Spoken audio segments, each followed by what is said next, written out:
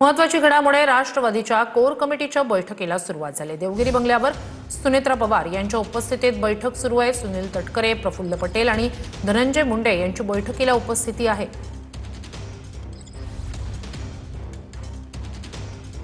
राष्ट्रवादीच्या कोर कमिटीच्या बैठकीला आता सुरुवात झालेली आहे।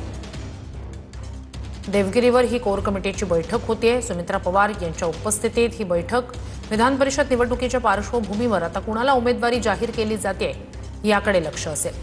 तर काही नावांवर कालच्या बैठकीत चर्चा करण्यात आली। काल रात्री 11 ते 2 वाजेपर्यंत बैठक राष्ट्रवादीच्या महत्त्वाच्या नेत्यांची पार पडली। अनेक नावांवर चर्चा झाली। आता त्या नावांपैकी नेमका कोणतं नाव अंतिम केलं जातंय याकडे लक्ष असेल। राष्ट्रवादीची कोर कमिटीच्या बैठकीला आता सुरुवात झालेली आहे। अधिक या सगळ्या संदर्भात जाणून घेऊया आपले प्रतिनिधी अक्षय मंकणी यांच्याकडून। अक्षय, कोणतं नाव निश्चित होऊ शकतं का आणि या बैठकीत नाव निश्चित होईल का?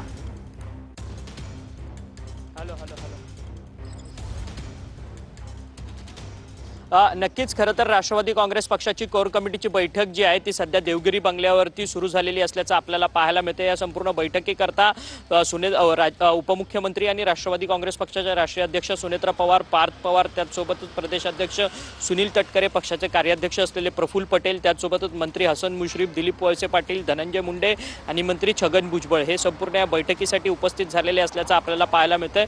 काल रात्री देखील उशिरा देवगिरी बंगल्यावरती संपूर्ण राष्ट्रवादी काँग्रेस पक्षाच्या महत्त्वाच्या नेत्यांची बैठक पार पडलेली आहे।